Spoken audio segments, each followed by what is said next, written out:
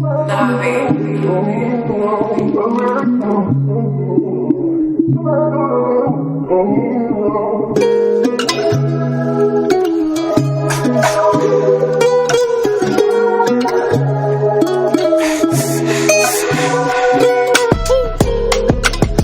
is the way I roll.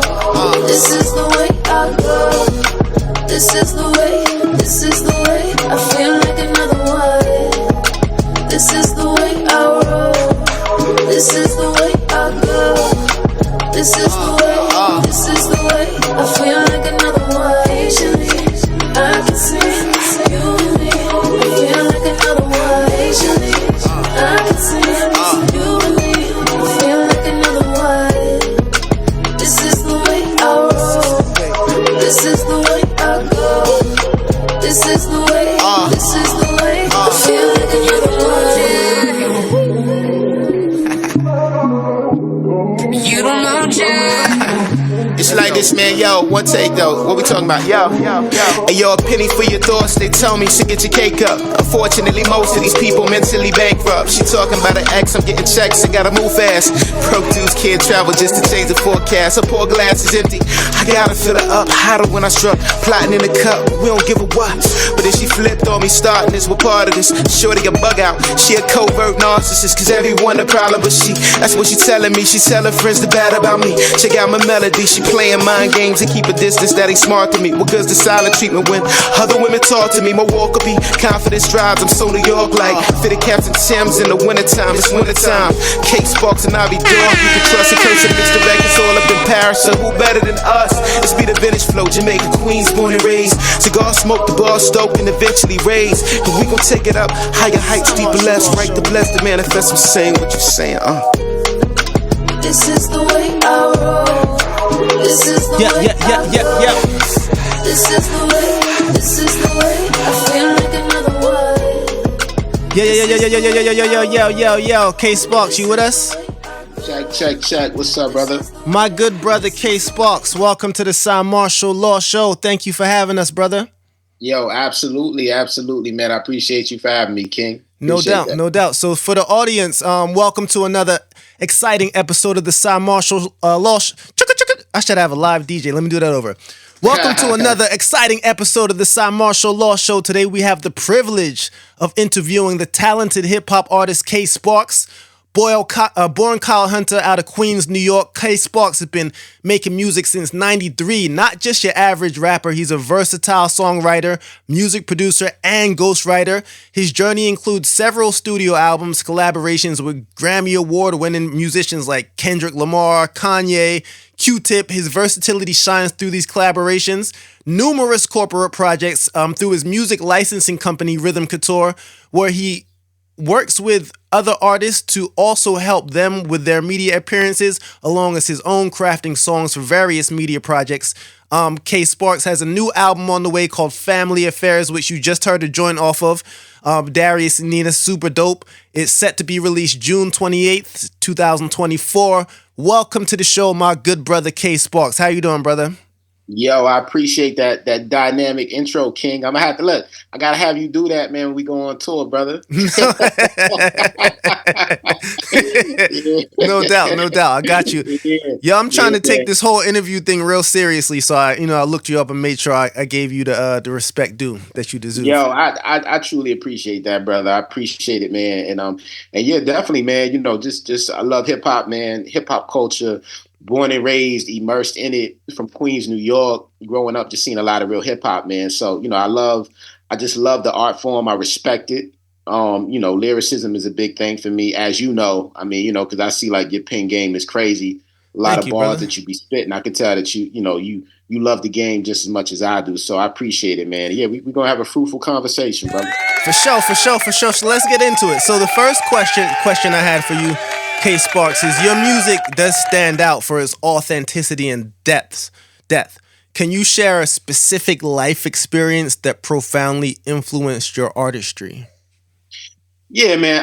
So for me, growing up in South Jamaica, Queens, like we grew up on like real authentic hip hop music. So for me, a lot of the artists that we were exposed to, especially coming from Queens, were pure lyricists. So, we heard Run DMC, Mm-hmm. we heard Nas, we heard LL Cool J, we heard like a lot of influence of musicians who took their craft seriously. So every time they got behind a microphone, they had something to say. Right. So for us, we always had like that standard. And when I say us, I mean myself and other MCs that I grew up with. So regardless if it was a cypher, regardless if it was a live show, it was always taken very seriously. So I've always had that on my shoulders to understand that every time I get behind a microphone, it's not just me representing myself, but I also represent where I come from. And coming from that rich culture, you gotta have something to say. So that was one thing that I always was instilled in me. And, to this day, I carry that, Word. It sounds like it. It sounds like it. As an artist who goes against the mainstream grain, what's one stereotype or like misconception about hip hop that you would like to challenge? I think the fact that a lot of times they say hip hop is misogynistic. Mm-hmm. They say hip hop is negative. They try to put all of these types of stereotypes on hip hop. And, playing devil's advocate, I do get it. There are musicians who can be very ignorant. And I'll go as far as to say very irresponsible as well, where they'll go out and they'll say things on records. They'll embellish upon things. Just because you grew up in a neighborhood and you saw killings, that don't make you a killer. Right. You know what I'm saying? Or just because you saw people sell drugs to your people in your community, that don't make you a drug dealer. But you got those guys where they run around and they try to champion that. So because of that, and because of a lot of these major corporations pouring hundreds of millions of dollars into the ignorance, because that feeds the ecosystem too of music, then they stigmatize the whole brand, and they say, man, this is all these cats is about, this is all these sisters are about. But we know that there are many facets, there are many faces, there are many different MCs out there that are representing within the underground. So I always encourage people to look for what you want out of the culture, and you will find it. If you want a conscious MC that's a female, then you can go and you can find that. If you want a conscious MC that's a male that has something to talk about, you can find that. So I think that's a big misconception, that hip hop is just truly ignorant and that a lot of people don't have nothing to say, because that's total nonsense. That is a wonderful answer. That is an answer that I wish more people know. I mean, when I go out somewhere and I have to tell someone that I'm an MC or I rap, if they're not from our culture and of a certain age, the look that comes across their face, it's like they already know what I'm going to be about, and I don't appreciate that. So that answer is perfect. Absolutely. Happened to me like yesterday. I was like, geez, like I had to tell this older white lady I rap. She just looked at me like, not another one. And I was like, ma'am, not another killer. I was like, ma'am, you might actually like my hip hop. It's a fact, man. Yeah, that stigma carries, man. You know what I'm saying? I remember that happened one time too, man. That a guy, he didn't know me, man. And, it was just a random conversation. He was like, what do you do? I said, oh, well, I'm a musician. I'm a businessman as well. So he says, man, he's like, you rap about, shooting and killing? That was the first thing that like, came to damn. Yeah. And, it was so like just underwhelming, because it's like, wow, that's the stigma that we have to fight against, that people automatically assume that that's what you're about. Right. So, you have a collaboration with Kid Cudi, Take 'em High. It created quite a buzz. How did that partnership come about, and what did you learn from him, or what were you able to teach him? Because I know it goes both ways. Yeah, definitely, man. Big shout out to Scott, man. Yeah, that's my guy, man. So that was a time where right before Scott got his deal with Ye. So before Ye and Plain Pat had signed him to Good Music, we were recording out of a studio in Queens. And I was working on a project at that time. Scott was working on his project. He had just finished Day and Night. And I was like, wow, this is an amazing record. Like, I just knew that record was going to go far because it was that good. Mm-hmm. And we spent a lot of time in the studio, man. He even recorded at my studio in Queens, actually. I picked him up off Jamaica Avenue. And I took him to my joint, and we banged that joint out. And the process was just dope, man, because, me and him had knew each other for a while. So just being able to create that moment and just get all the momentum, because all the stars were aligned, right? Like, I was just coming out of a deal, but getting a new record deal. He was getting his situation situated with Plain Pat and Ye. So, he was starting to blow. So, yeah, that record just did really well in the underground. And I think it was good for him, too, because, a lot of people, I guess they don't realize that he can really rap. Right. Like Scott is a rapper and he got bars, but he sings a lot. So people they tend to stereo or stigma him with the emo depressed music where he hums a lot, and they kind of just look at him as that. But he can really rap. Right. So it was good, man. Like we had that verbal sparring, and yeah, the record did what it had to do, man. So I think just for both of us, it was dope for a kid from South Jamaica, Queens, to collaborate with a kid from Cleveland and to make that magic in a bottle, and for that record to do what it did independently. Is there possibly any more collaborations between the two of you coming? Oh yeah, man. You know what? Like I tell people all the time, man, it's always a possibility because, like with me, and that's one thing I pride myself on is that always having good relationships with people, and it's like your reputation precedes you. So it's like even if I'm not in the room, everybody I've worked with, they'll have nothing but positive things to say about me because it's like we just got that type of rapport. So yeah, that definitely, man, with some other big ones too, Word. coming down the pipeline. Can you mention any of those other big ones? Well, they got for some of those they got me on the NDA, so I can't say those. But yeah, man, I can say it's some dope stuff coming, man. It's some dope stuff coming. Word.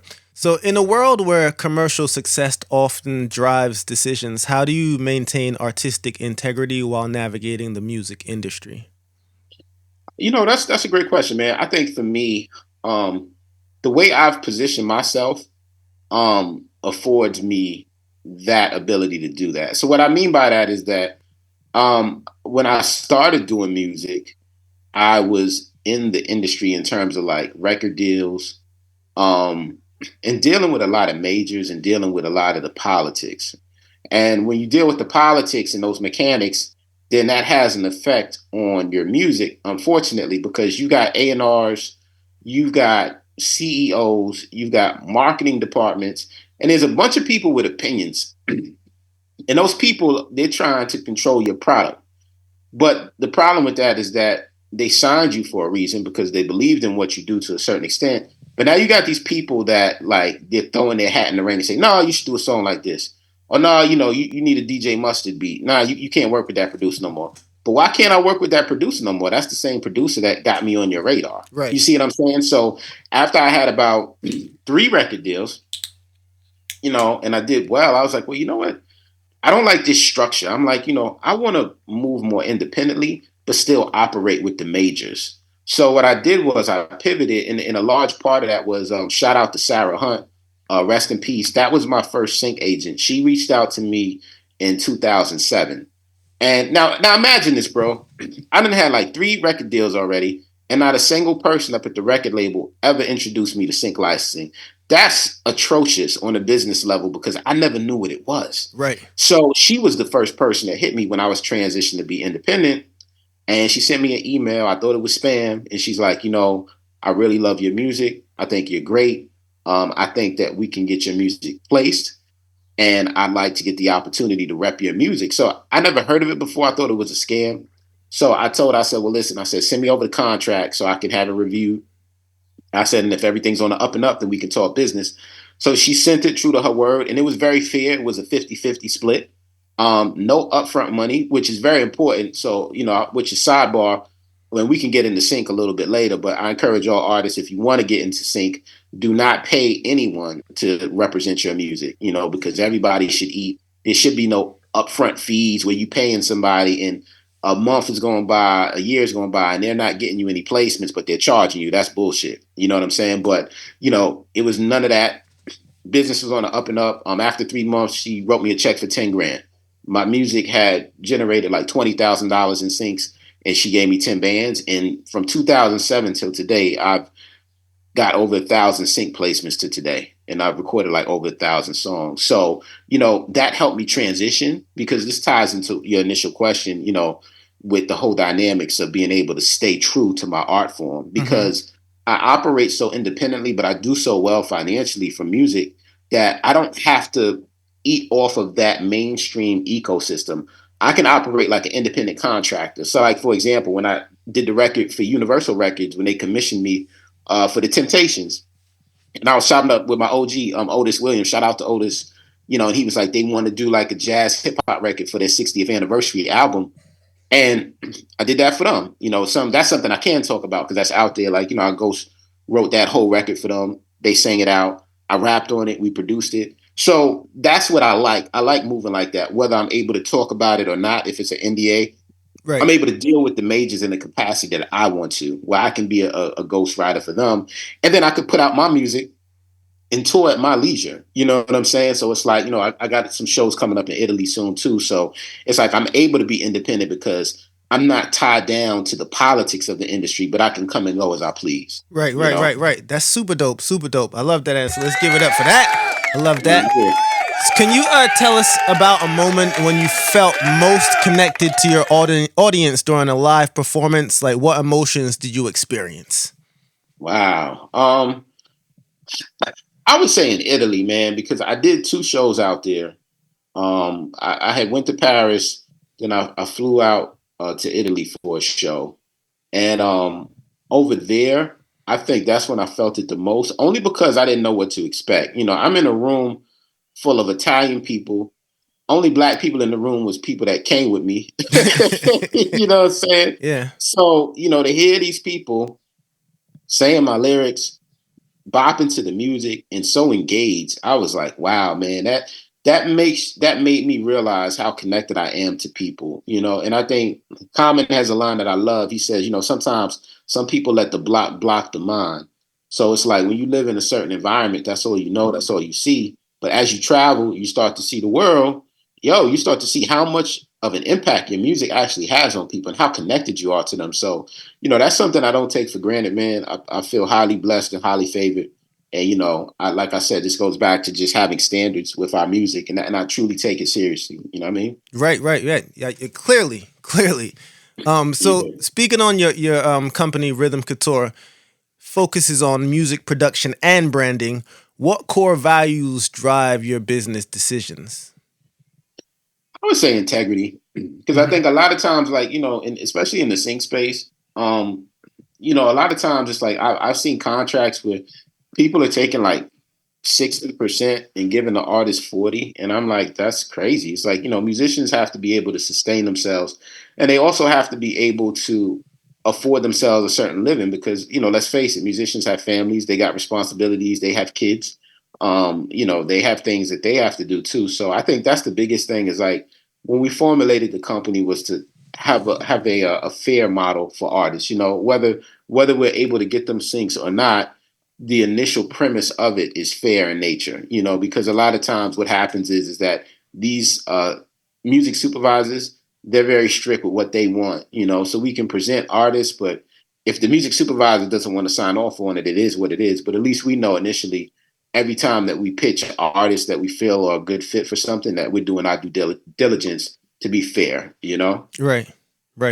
Makes sense. I love it. So if you could have a candid conversation with your younger self when you were just starting out, what advice would you give? Wow, that's a great question, bro. So I got this song, right, man? I put out years ago. It's called Easy. And in that song, there's a saying in there that I say, and it says, this old man told me right before he died, it's life's a journey, so enjoy the ride. So I think that's what I would tell myself is to enjoy the ride. Cause like I'm so motivated, bro. Like, whether it be like with sync licensing, and there's always something going on with sync licensing, or, just putting out my own content that I'm on this mode where I produce, like an output like Tupac, just always dropping singles, always dropping EPs. So sometimes when you get in that mode, you forget to enjoy the moment and live in the moment, So now I try to do more of that, just trying to enjoy the moment and, just take a moment to breathe and just say, wow, man, you came a long way, and you're still doing your thing. Like that's a blessing. So just enjoy the moment, man. And I encourage all artists to do that too, and give yourself grace. That's what I'll say, because I think a lot of people, there's a saying I love. It says, don't get caught up in the internet because not everybody's posting their failures. You look and you see people post all the sexy things, right? All the wins, oh, I got to sing here. Oh, I did this, but they don't talk about the losses. They don't talk about the things that fell through, and then people see that and they feel away because they feel they're falling behind. But I encourage everybody to just stay focused and realize, you're not behind. You're exactly where God wants you to be. And, it's up to you just to take those steps to take it to the next level. So enjoy the moment, man. That's a perfect answer, one that fits right into where I'm at in my life as well. Because you could probably see I'm me and you are like peas in the pod as far as that shit. I don't even know how to turn it off. Like I just keep on going. It's because it's really who I am. But as of late, I've just really come to realize that there. What's the quote? It was something along the lines of stop trying to reach the top of the mountain. Just realize that you are the mountain. And I like that. When I heard that, I stopped in my tracks like, yo, that's definitely for me. Yes, man. Yes, absolutely, bro. And yo, what's crazy, man? I think like as creatives, that's always going to be the situation because we're always in a creative space. So we're always going to be creative. So there's always more, there's always more. But like we were saying, to circle back, like enjoy the moment and, smell the flowers while you can, man, and enjoy the accomplishments that you have, Facts.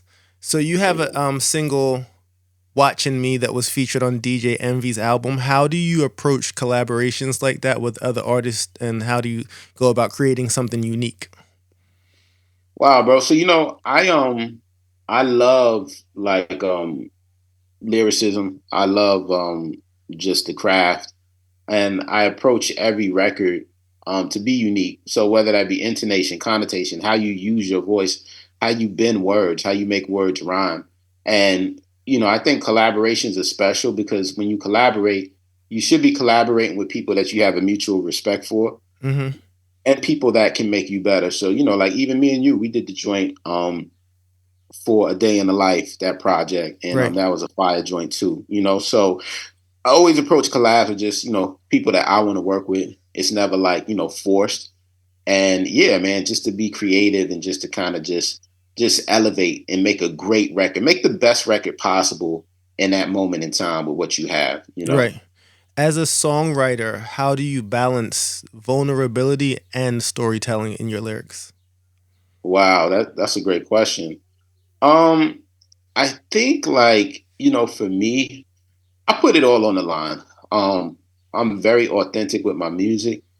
And, especially this album, the Family Affairs album, like I've always been vulnerable with my music, but I believe like this project, I've been the most vulnerable because I talk about a lot of stuff that's going on within my family structure, with a lot of the elders in our family and things that are happening. And the shift from, the youth to now being like, grown, me and my cousins being young to now being grown adults and, dealing with those issues within our family and the elders and things that they're doing and things they're not doing.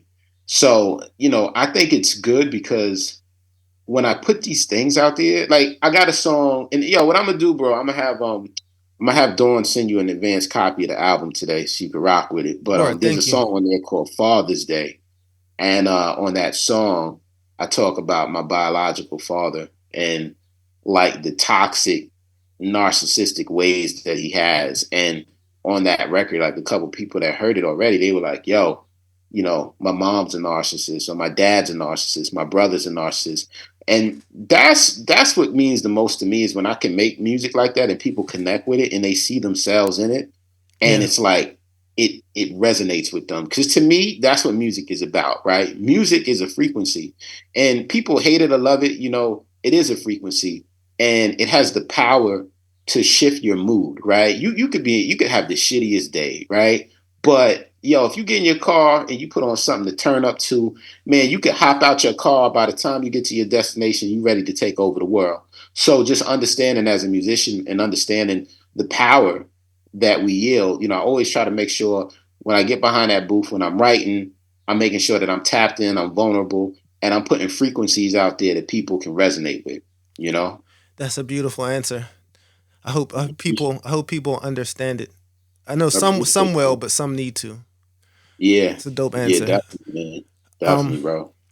Can you tell us about a time when you faced a creative block and how you overcame it? Like any rituals or practices that help you break through?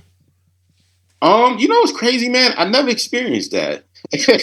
No, You it's not. know? It's not crazy. Well, not crazy to me because me neither. But I know why I haven't. Yeah, I man. know Yo, why I you know, haven't. You tell me why you yeah, haven't. bro. I hear people say that, and they like, yo, like, bro, I've never experienced that a day in my life. I just always have something to say and always something to talk about. So much so to the point, like, yo, I gotta keep like the notes section in my phone. Like, I keep writing notes because my brain is full of bars. So, yeah, so I got, yo, my daughter's like, Daddy, what are you doing? I'm like, yo, I'm putting notes. Like the Uh-huh. notes got notes. You know what I'm saying? Like my my brain always got melodies, bro. My brain always got songs, bars, and even if it ain't for me, I'm like, hey, I can sell this to another artist on a major label. So you know, No, I dig it. Yeah, I love it. But I'm laughing so much because that's me. I mean, some people always ask me, and I'm like, I don't even know how to answer that because I always have something to say.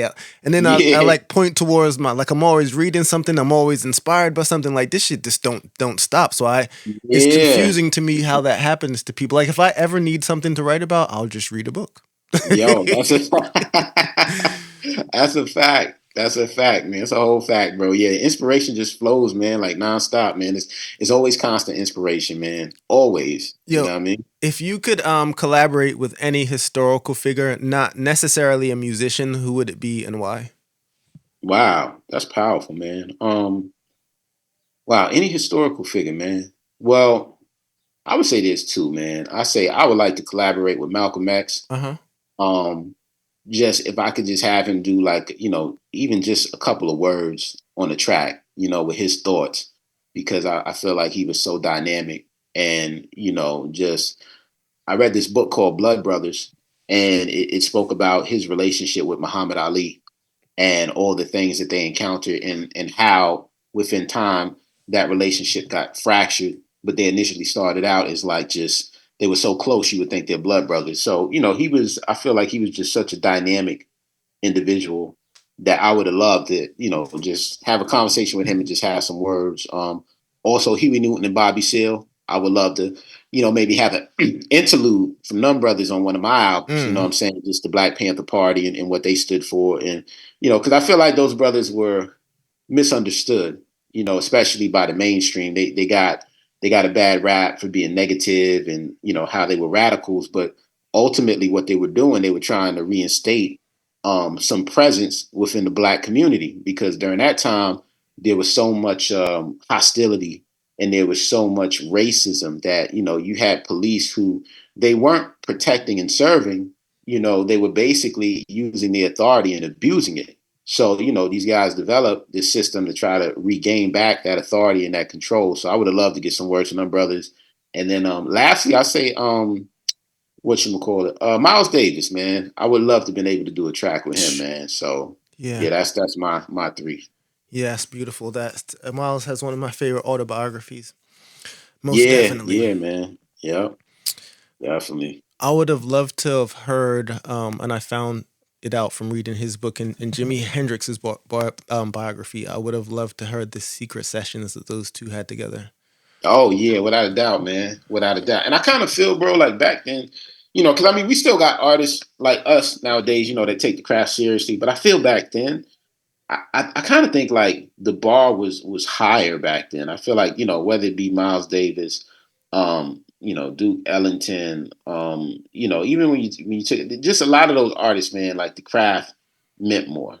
So I would have loved to build with a lot of those cats, man. Yeah, for sure. For sure. I know exactly what you mean. I heard Quincy Jones the other day kind of complaining about the music of today compared to the instrumentation of back in the day, and he's pretty much saying what you're saying. Hmm. So, Definitely, man. Definitely, bro. what is the most unexpected source of inspiration for your songwriting? Wow, the most. Let me see. I would say it's a great question. Unexpected source. I would think just random things. You know what I'm saying? Like I think I could be driving, look at the sky, and just get these thoughts. Hmm. Like I'm like a lot of people don't notice about me. Like I think you're the first person I told this like on a podcast interview. I love the sky, bro. So like I love like sunsets.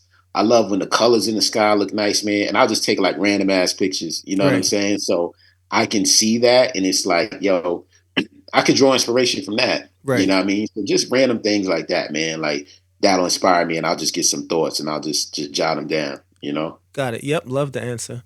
As a Yeah. CEO, what's the biggest challenge you've encountered running Rhythm Couture, and how did you overcome it? Wow, man. I think managing egos because you know music licensing, and I understand it because I've been in it since 2007. So I understand the mechanics of it. And just because you get pitched for an opportunity doesn't mean you'll get it. Um, and just because an opportunity is available doesn't mean that you'll get pitched for it either. So, I understood early on, like I would see my agent and the briefs would be sick, man. For one song, it'd be 10,000, 20,000, $50,000 for one song, but understanding the process that you might get it and you might not, and I understood it because I was getting so much, and even to this day, like I don't envy what other artists get, but a lot of times it's like artists don't understand that, and they think by them signing a sync deal that they're automatically going to get all these placements. And then there's a level of frustration that comes along with that too, right? Because now they feel, well, I signed with this company and I'm not getting any placements, and then they get frustrated. So, I always make it clear to artists like, listen, this isn't a guarantee. This is just basically an agreement between the company and you saying, hey, we believe in you. If nobody else believes in you, we believe in you. We believe in you enough that we're going to engage in this agreement, and whatever comes of it, it comes, but, we never sell people any false hopes that, hey, you're going to get 50 placements this year and you're going to make 250K. Like, nah, we never do that, so just managing those people who, sometimes, man, the egos get out of control. Yep, that makes sense. If you could curate a playlist that represents the essence of Rhythm Couture, what songs would you include? Wow. Um, that's a great question, man.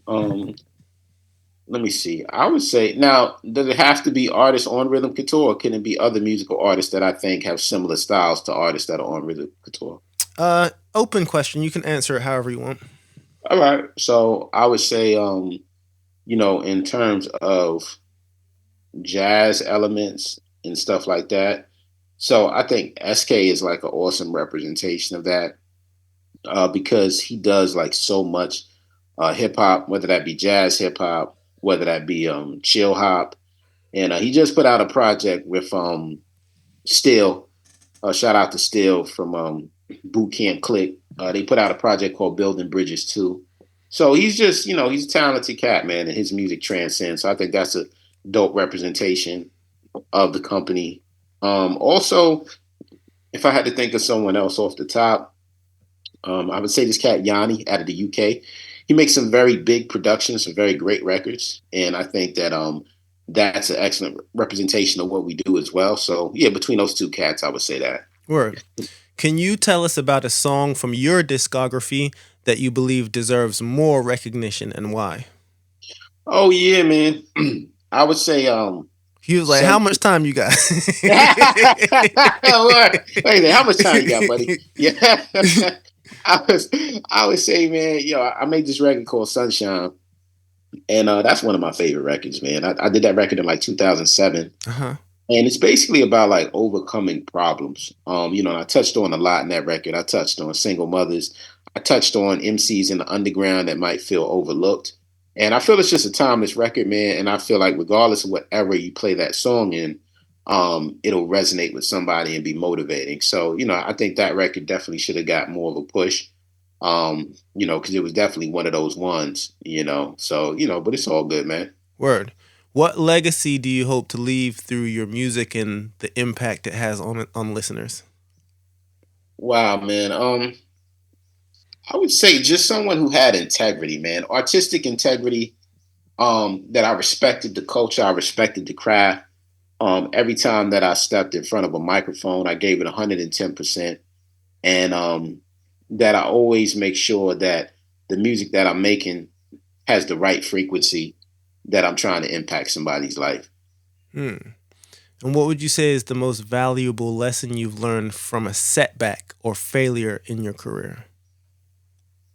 I would say rejection is God's protection.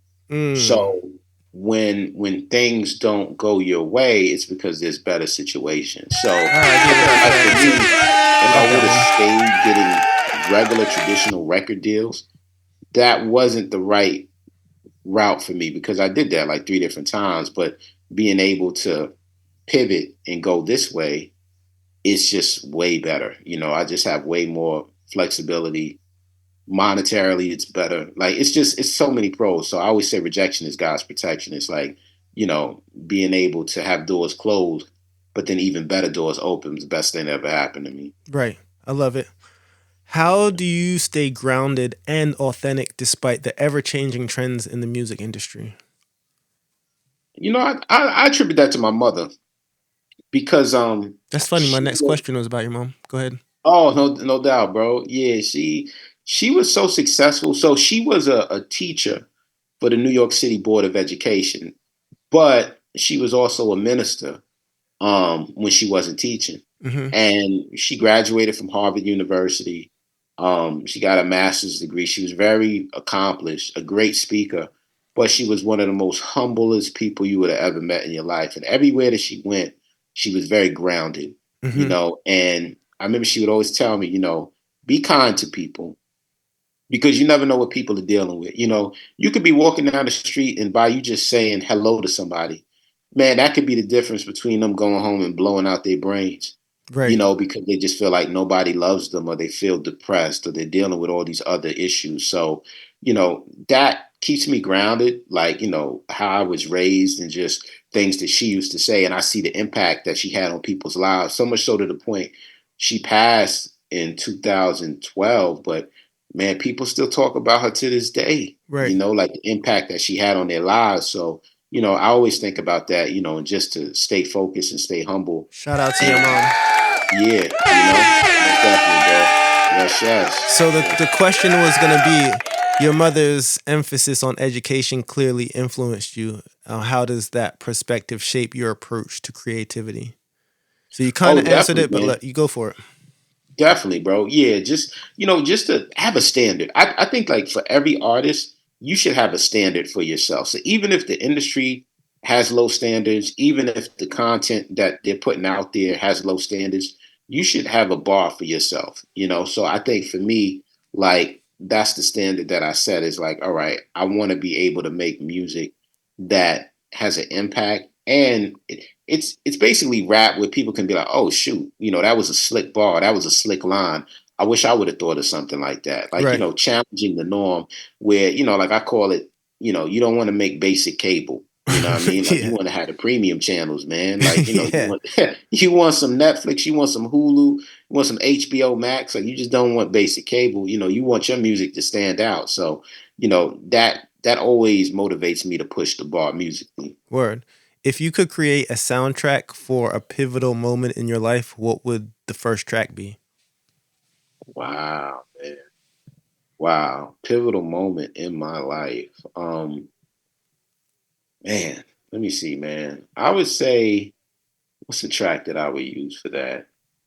Um, I would say Blue and Green by Miles Davis Mm. because when after my mother passed, it was like bittersweet because she passed from breast cancer. And the thing was that prior to that, like she never smoked, she never drank alcohol. So it was just like the most randomest thing. Like, why would somebody get cancer that doesn't violate their body in any way? So, Hmm. to see her go from this vibrant educator for the Board of Ed to now, she lost all this weight, she's losing her hair, and she passes away.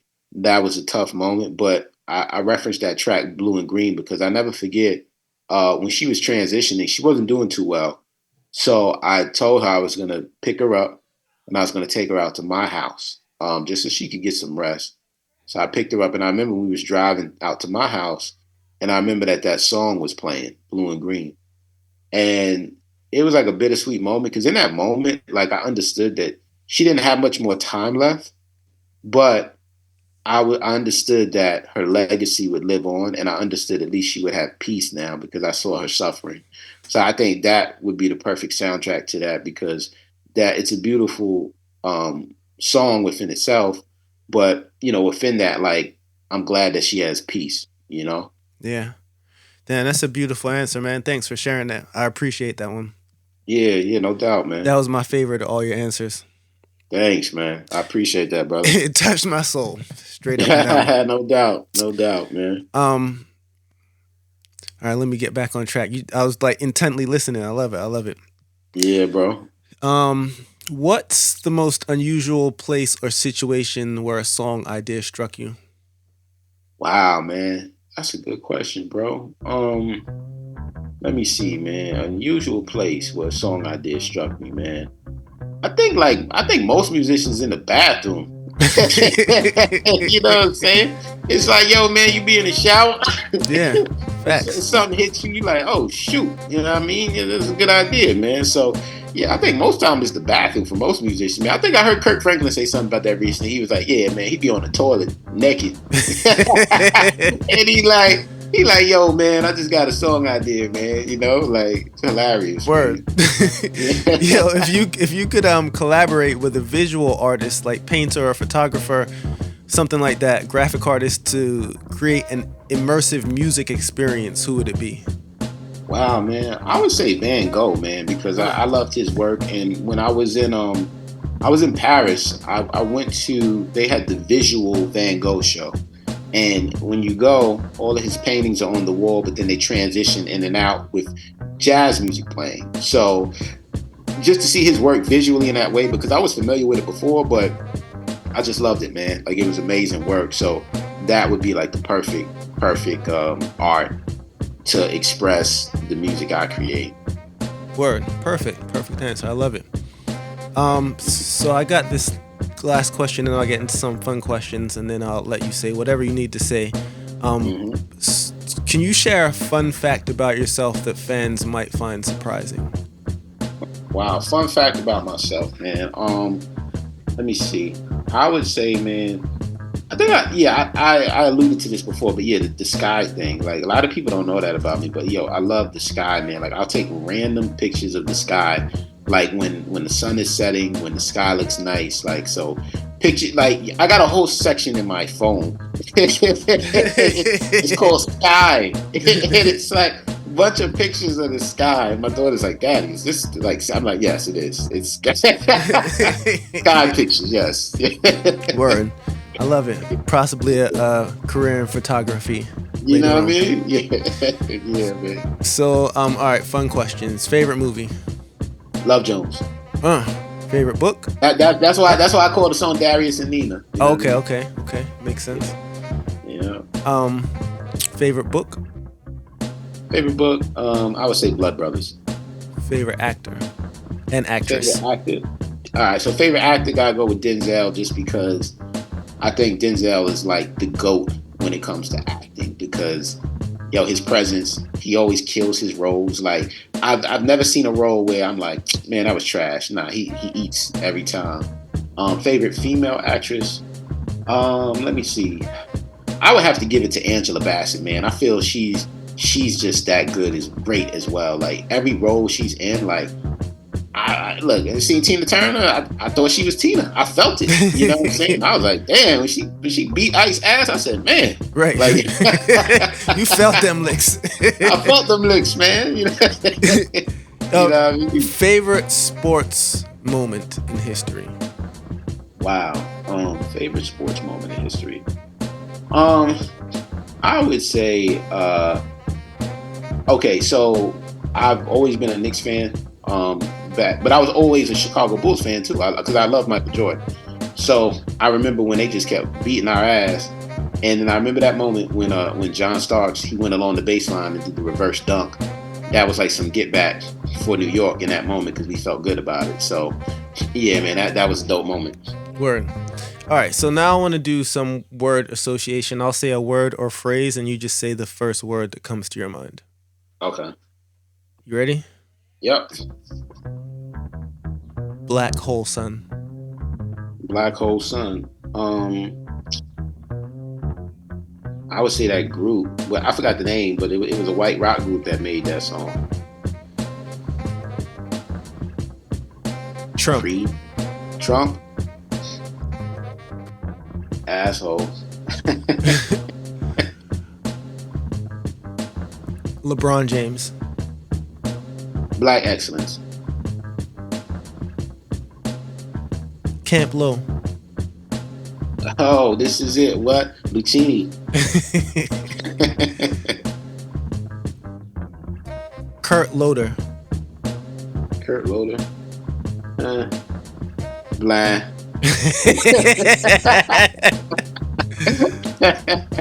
Bob Marley. Oh, consciousness. Warren Buffett. Financial literacy. Marcus Garvey. Black power.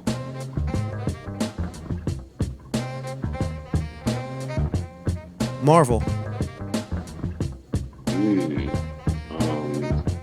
Spider-Man. Amazon. Jeff Bezos. Global warming. Recycling. Lastly, let me think of a good one.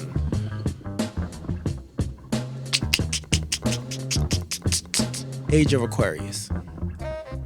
What's that one, bro? Age of Aquarius. Age of Aquarius. That's a good one. I'm drawing a blank on that one. I'm not sure. All right, let me give you another one. CERN. What's that word? CERN. CERN? I'm not sure about it. Give me one more. Ark of the Covenant. Ark of the Covenant. Adventure. Yeah, I'll take it. I'll take it. Sparks, let me know anything that you want the listeners to know, anything that I didn't ask you that you wanted to, express to the people. Shoot from the hip. Anything, just anything. Yo, listen, everything is everything, man. I appreciate you taking the time, brother. And my new album, Family Affairs, man, is coming out, man, June 28th, man. Definitely tapping with that. It's going to be distributed everywhere. We got some amazing music on there.